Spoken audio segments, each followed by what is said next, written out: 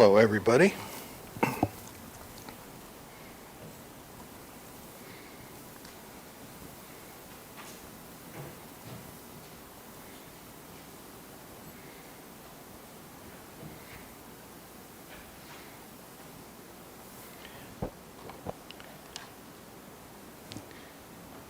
Please move it up to the title slide. If it was any closer, it'd be up my nose.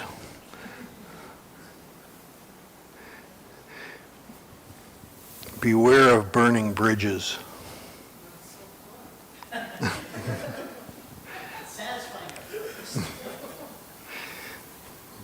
Bridges these days are made out of concrete and steel, but in biblical times they were almost non-existent, but those that did exist were wooden.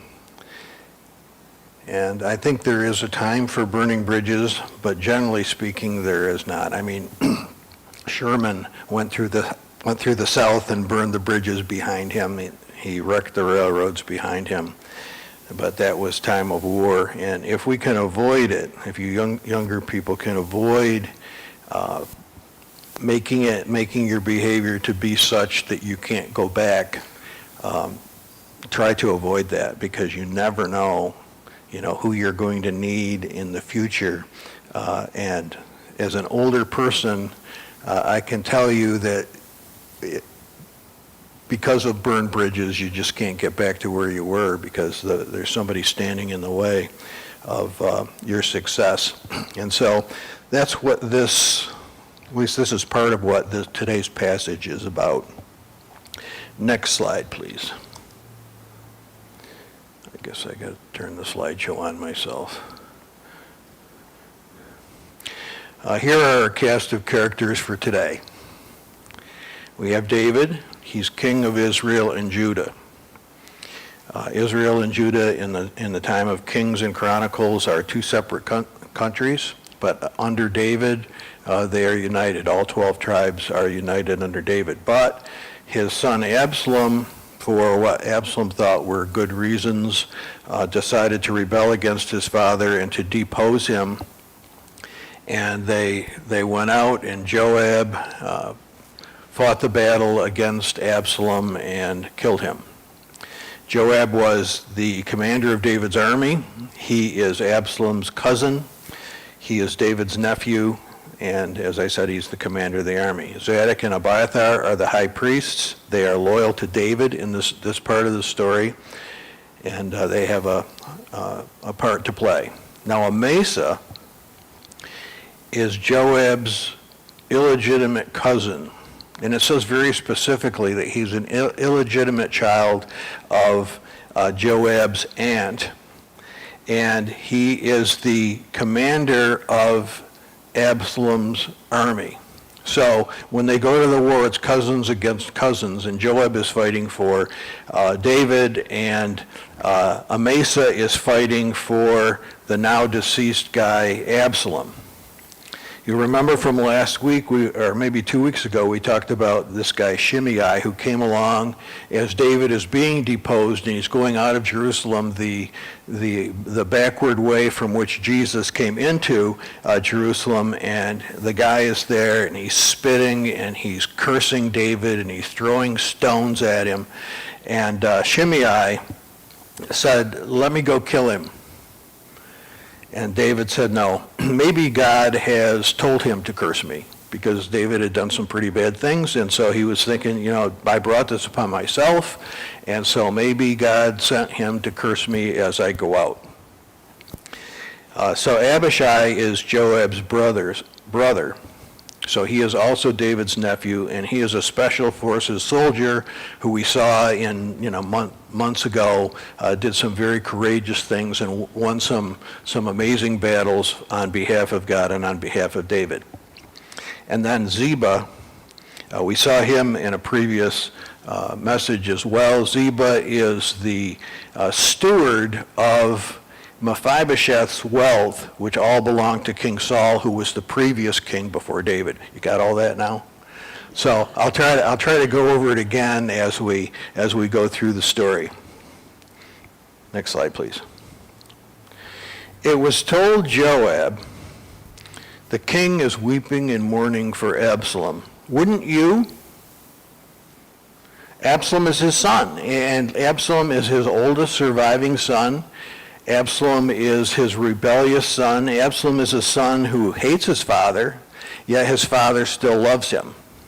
Kind of like people in the world, God still loves them. Sometimes they hate God, but God still loves them. And David still loved his son, and David was very particular as they went out into the battle. He said very specifically, "Don't hurt my son." But Joab, his commander, his nephew, who was the commander of the army, took it upon himself to completely disobey the orders. He found Absalom hanging from the oak tree, and he went over and threw 3 spears in him and killed him, directly contradicting what Absalom's father had said to him. And so Joab hears, Joab the murderer, who has a lifelong history of killing people that are in his way politically, which we talked about in other sermons earlier on in this series. He hears that David is upset that he had killed his son. And I'm sure Joab was in fear for his own life on this thing. And so it says, the victory of that day was turned into mourning for all the troops. For the troops heard that day, the king is grieving for his son.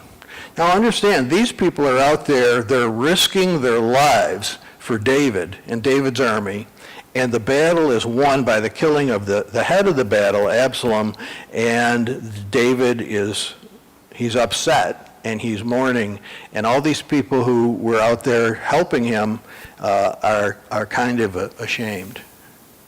It put them in a very difficult political situation. Next slide, please. So the troops stole into the city that day as soldiers, steal in who are ashamed when they flee in battle. So even though they had won, they were ashamed because they had, one person took it upon himself to do the wrong thing, and it spread to everybody. It's like in a church when somebody does the wrong thing and it gets out in the public and the whole church has to take the embarrassment of what the one person has done. And so they came in sheepishly. They didn't know how to deal with David because even though they personally didn't kill his son, they were part of the force that ended up taking David's son's life, and so they came in, they snuck back into the city where they were holed up. Next slide, please.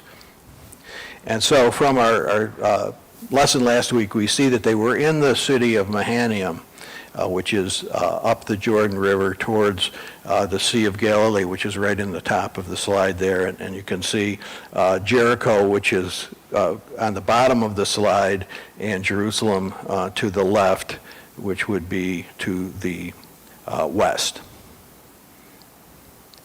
And the king covered his face. Next slide, please. And they cried with a loud voice, "My son Absalom, Absalom, my son, my son." With a loud voice, screaming it, weeping. And all these people, they're sneaking. When somebody is grieving, there's really not much you can say. The wrong thing to say is, "I understand." I mean, even if you do understand, even if you have the same type of grief in your own life, you still shouldn't ever say, "Well, I understand exactly because this happened to me," because personal grief is something different, and people have to deal with that as they can, the best they can. And sometimes it takes a long time for people to get over grief. Sometimes it takes years. And so there David is, he's making a loud spectacle of himself, and it's causing, Joab is disconcerted, and he should be disconcerted because he directly disobeyed the commander-in-chief and did what the commander-in-chief told him what not to do. Next slide. So Joab came to the house of the king and said, "You've covered with shame the faces of your officers who have saved your life today, and the lives of your sons and your daughters, and the lives of your wives and your concubines. Look at all I've done for you, and you don't appreciate it." He's deflecting from what he has actually done from, what he has done to the king. And he's saying, basically, he's saying what Rick said last week when I posed a question, was it better that Absalom was killed or not? And Rick said, it was better that he was. And I think that's probably true, although you could argue the other way. It's probably true that Absalom being out of the picture, then the rebellion is going to stop and things probably will settle down okay. And Joab, who's been with David from the beginning, he's fought all the battles from when David was a young man in Saul's army, all through his life and all the trials and tribulations that David has gone through. Joab has been there, and all along the way, he's exterminated people that got in his way. And so he comes to the king and he rebukes the king. Now, you got to understand that Joab was faithful, and in the story we don't find any place where he tried to usurp the authority of David. He always fought for David, but he always did what David told him not to do. He'd killed so many people along the way, and it brought shame upon David because Joab was the commander of the army, and so when the commander of the army does wrong and kills somebody on the other side, even though they're at peace, David has to take the blame for it.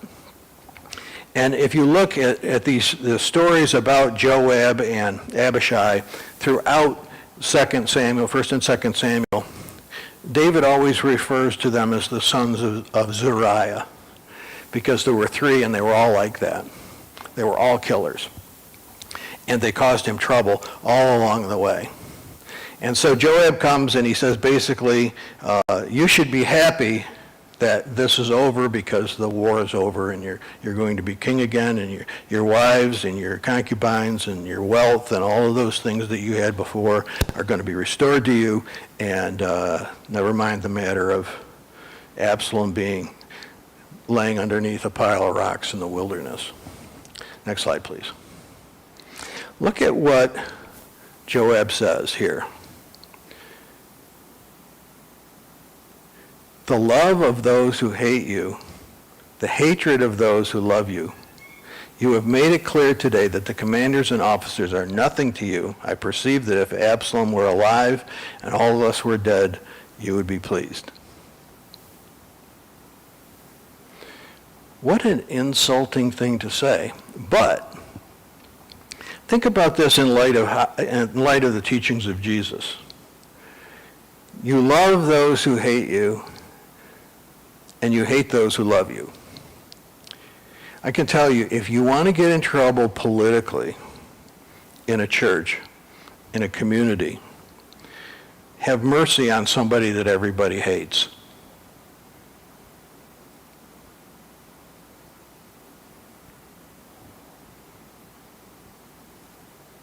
How could you possibly help them? This is what I've seen by experience. Yeah, but they needed help. Yeah, but do you know what they did to so-and-so? And do you know blah, blah, blah, blah, blah, blah, blah? As soon as you help somebody that is hated in a community, they'll put you in there with them. I've seen this by experience. But isn't that exactly what God does? Doesn't he love those? Doesn't Jesus love those who hate him? I mean, that's what the scriptures teach us. And so here we see David being reprimanded for caring that Joab killed Absalom. And he comes and he says, this is not right. You're betraying the people who love you because you love somebody that we're fighting against. You loved our enemy, and we can't deal with that. And we're all going to leave. We're going to have a church split. We're going to leave this place. We're going to leave you, which he says very specifically in the next one. Go out and at once speak kindly to your servants, for I swear by the Lord, if you do not go, not a man will stay with you this night. And this will be worse for you than any disaster that's come upon you from your youth until now. Wow, think back of all the things that happened to David over the last year and a half as we've been looking at these passages in 2 Samuel. All of the troubles that he went to, Joab says, unless you do what I tell you, this will be worse than all of those things put together. I mean, he's not being much of a comfort here, is he, in any way? Can he really swear by the Lord that this is what's going to happen if he doesn't obey Joab? Does Joab have any right to swear by the Lord that this is what the plan will be? This is the outcome of the situation. Joab wouldn't know the Lord if he tripped over his left foot. He's number one in the army, so he has the most influence over David in his whole lifetime. And so it would be difficult to ignore what he said, because already most of the people in Israel, they've already rebelled against him, and the war's been won, so how's he going to bring those back into the fold? And if David's own people are upset because he's loving his son more than what they did for him, he's in a very difficult political situation at the moment. And so Joab comes, and he has no empathy whatsoever. Everybody will leave you. When somebody comes and says, everybody believes this, usually it's a couple people, at least in a church. It's never just one. It's never the person that just comes and says, everybody thinks this, because there's always more than just him, but it's never just him either. And so Joab is trying to save his own neck, which we would probably do the same. Next slide. The king got up and took his seat at the gate.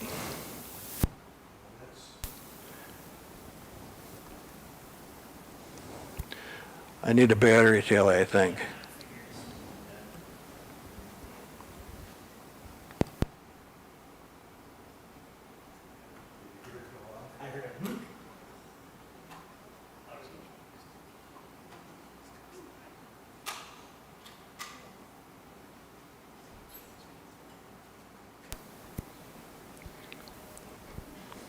Sorry about that for those of you who are at home. The gate in biblical times is where the city was ruled from.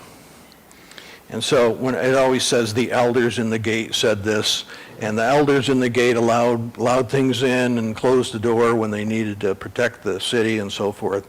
And so the place of rulership, you'll remember that Absalom went into the gate and he said, the king isn't going to listen to you. If I were king, then you would get your way. And so that's how he schmoozed all the people. So here they are in Mahanaim. This is actually a picture of a gate in Jerusalem. But in the city of Mahanaim, David came out of his house and went and sat in the gate, which it'd be like a news flash when the president comes on, when something bad happens and the president comes. They haven't had those in a while. Have you noticed that? Did you ever see President Trump is speaking and all the channels go to it? And I don't even think we've seen it with the current president, where he comes out and everybody has to pay attention. But in this case, that's what happened. And the king comes out, they see that he's in the gate, and so it basically means everybody should go down and hear what the king has to say. And so the troops came before the king, and meanwhile, back at the ranch, the Israelites, who are these other 10 tribes who they've been fighting against, who were following Absalom, they split the scene. They went to their home. And David is speaking with his own people. They're running away. Next one, please. And what's happening in Israel? The people were disputing through all the tribes of Israel, saying, King David is, I put that in there, but it's who he's speaking of, delivered us from the hand of the enemies and saved us from the hand of the Philistines. And now he's fled out of the land because of Absalom. So some people are saying in Israel, hey, he used to do some stuff for us, and he delivered us from the Philistines when he was a younger man, and we liked him then, and maybe he should be reelected. And others were saying, no, he's a coward. He ran away from his own son. And he killed Uriah, and he's an adulterer, and he did this and he did that.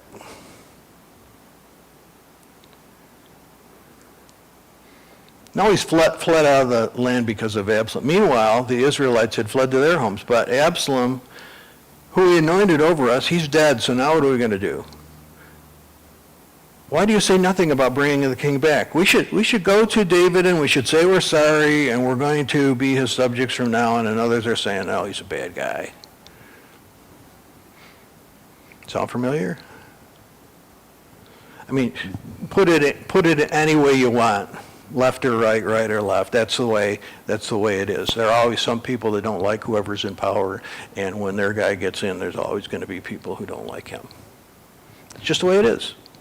Because some people are winners and some people are losers when it comes to politics, and it has to do with the money. Who's in control of the money? Who can divvy out the money to the people who want the money?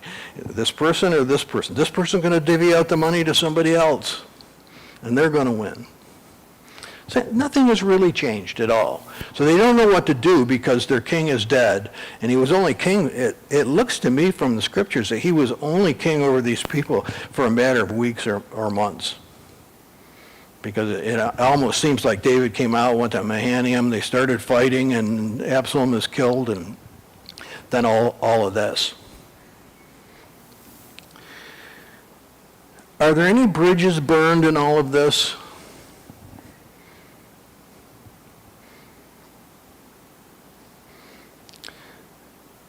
Next slide. King David sent his message to the priests Zadok and Abiathar. Now you remember that those are the high priests that came and said, we're going to come out with you, we're going to follow you out. And David said, no, you go back and you continue your priestly ministries in Jerusalem. Keep your ear open, and if there's anything I need to know, you send me the message. So he says, he sends a message to Zadok and says, this is what you're supposed to say to the leaders in Judah. That's his own tribe. That's only one tribe. And say to the elders of Judah, why should you be the last to bring the king back to his house?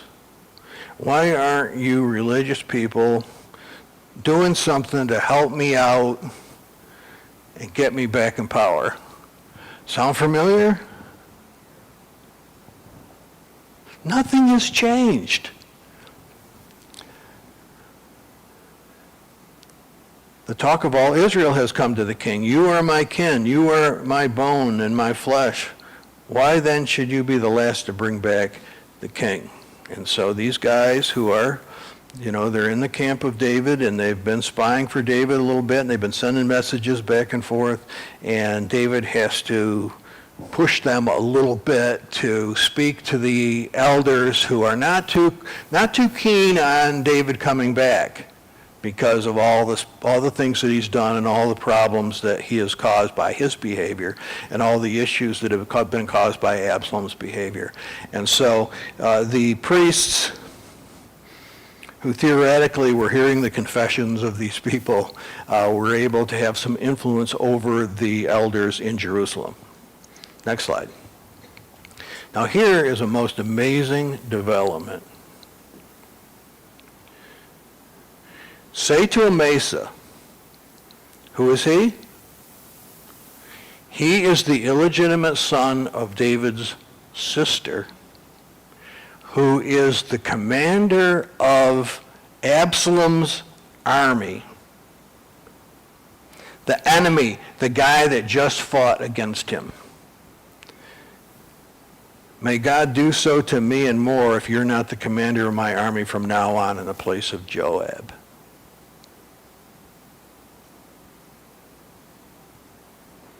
Whoa. It's like saying to an Afghani commander of the Taliban, from now on, you're in charge. Why would he do such a thing? Politics. He's furious at Joab for killing Absalom. The Israelites have followed Absalom, and Amasa has attempted to bring about a coup to make Absalom king. So he has a great deal of influence among the other tribes, the tribes of Israel, and David swears by God that he will make him the commander instead of Joab. Absolutely amazing.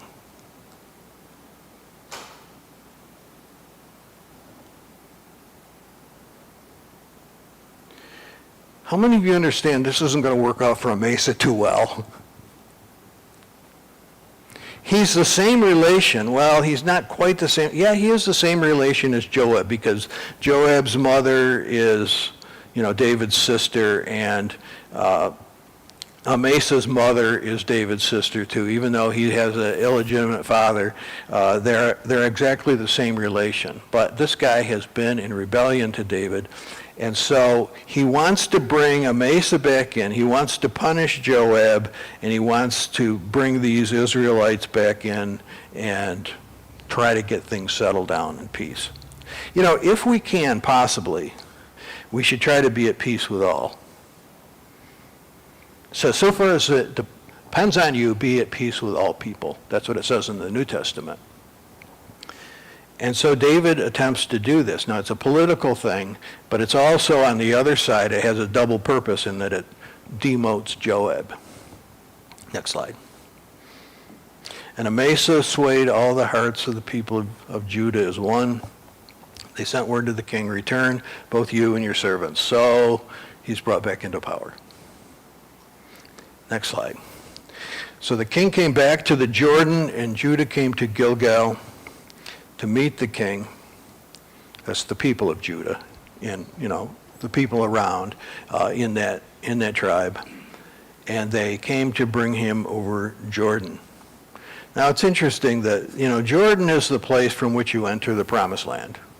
It's the place where the children of Israel came under Joshua. They crossed the Jordan River. They came in and they received the inheritance that God gave them. Jesus, I don't know if he crossed the Jordan. It doesn't say that he did, but it says that he came from Jericho, which is the next city on the edge of the Jordan, and he came all the way up the hill in Easter week. David had gone out of Jerusalem the same way Jesus came in and crossed the Jordan. It's kind of like a reverse baptism. The rejected king goes across the Jordan. Now he's coming back across the Jordan again. He gets baptized and he's clean, and things are starting over and things are new. And the people of Judah come there to meet the king and to bring him back. Next slide. Now, Shimei, the son of Gera the Benjaminite from Bahurim, hurried and came down with the people of Judah to meet King David. Remember this guy? He's the guy that a couple of months previously came along and was spitting on David and throwing stones at him. And as he came out from Jerusalem and into the wilderness and crossed the Jordan in reverse, and Abishai had said to David, "Let me go over there and kill him." Abishai, of course, is Joab's brother. They're out of the same ilk. All three of them were killers. And he said, "Let me go over and kill this guy." And David said, "No, maybe God has told him to curse." Now they're coming back, and Shimei says, "Boy, I got to do something here." And he comes back with 1,000 people. When we saw the earlier narrative where he's coming out, he appears to be alone. But as David comes back, he shows up with 1,000 people. And these are relatives of the former king, Saul, and he begs for forgiveness. And Joab's brother says, "Let me go kill him now."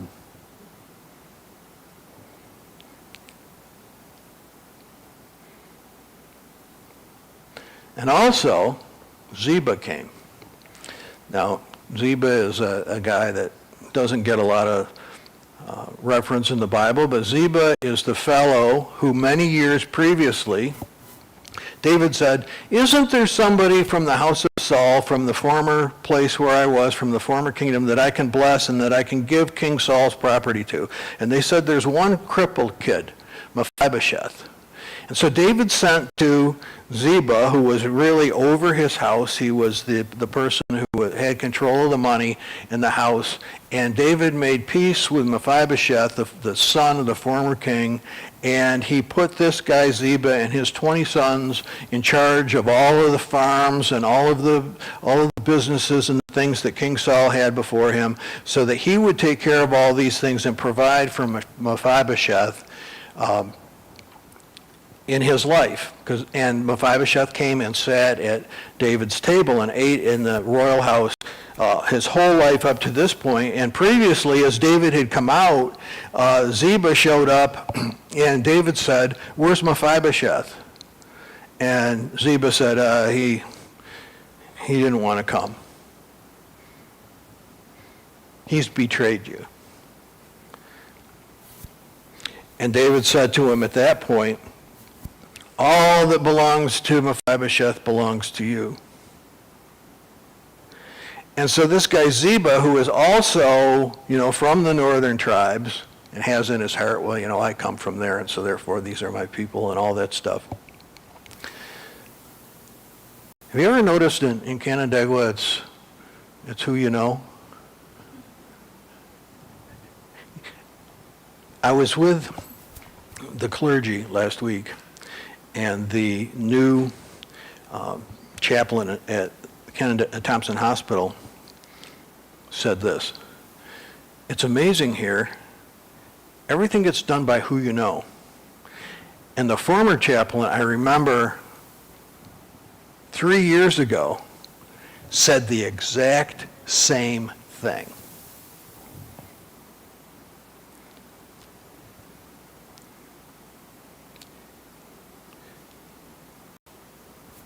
So Shimei, who is from Benjamin, which is the tribe of King Saul, the previous king, and Ziba, who was a steward in Saul's household, taking care of, his lands and everything, and he's still taking care of all the things of Mephibosheth. So they come down with 1,000 people. And I think Ziba must have been there to say, you really ought to forgive Shimei for spitting on you. He didn't mean it. He's really a good guy. He was just irritated that day. I'm making all this up, but, I'm reading between the lines here. Somehow they were together on this. There was some backdoor dealings between these two guys.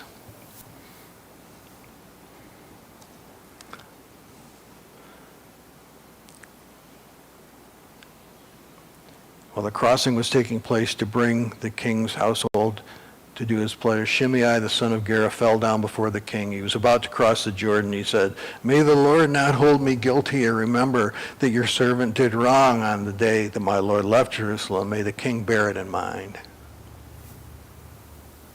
I'm awful sorry."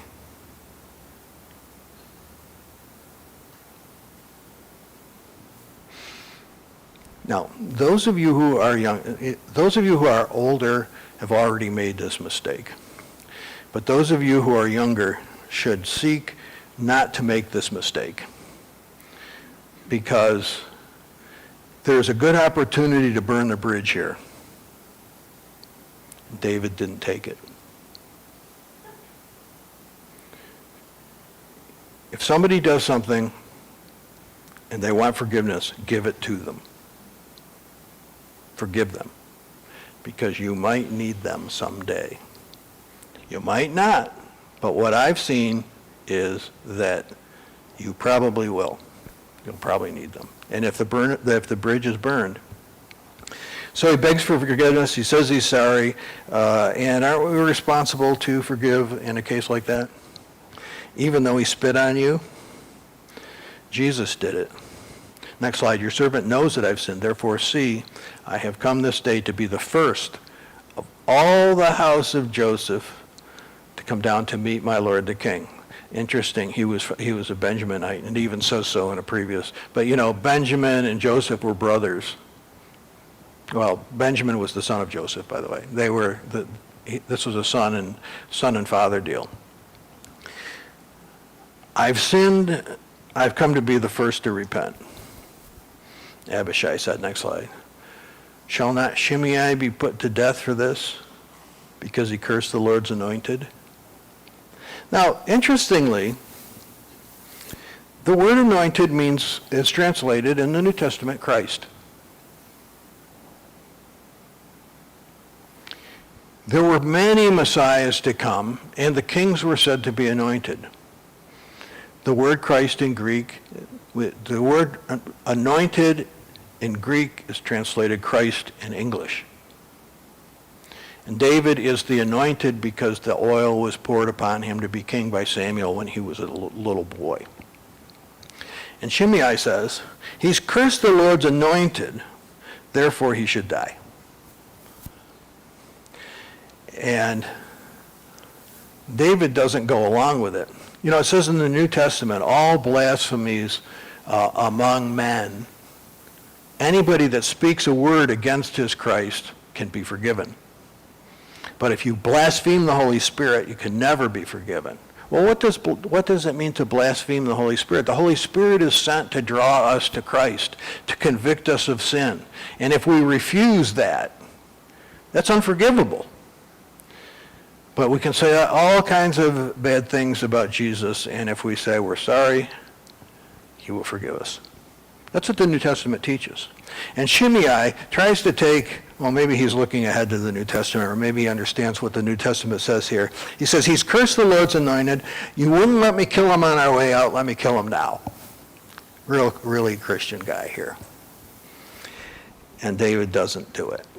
David said, what have I to do with you, you sons of Zeruiah, that you should today become an adversary to me? Shall anyone be put to death in Israel this day? For do I not know I am the king? There's no reason for me to be at war with any of these people anymore. The war is over. I'm back in my place. I'm sitting on my throne. I'm not killing anybody. I'm not killing Joab. I'm not killing Shimei. I'm not killing any of the rebellious people. You know, that's the tack that Lincoln took. At the end of the Civil War, he said, with malice towards none, you know, we'll move on. And Jefferson Davis lived out his life, and Lee, Robert E. Lee lived out his life, and nobody was imprisoned after the Civil War in the South. Well, maybe some were that committed crimes after that, but they weren't imprisoned for being rebellious because Lincoln said the war is over and we don't need to punish anybody anymore.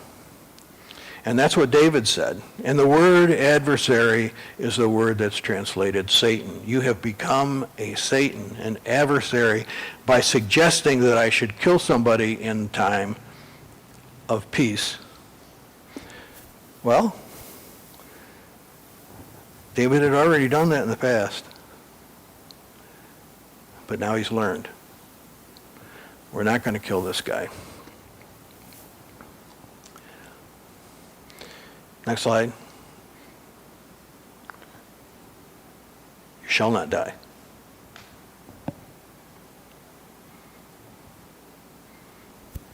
Mercy, grace, understanding, empathy.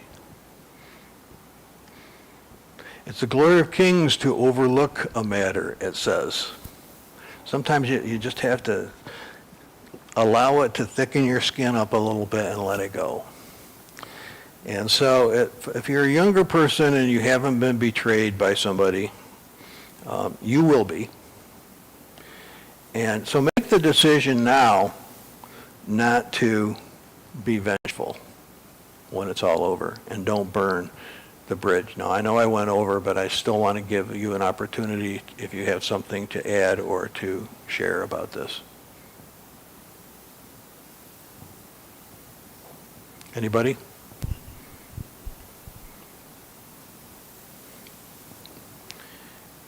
May God bless you.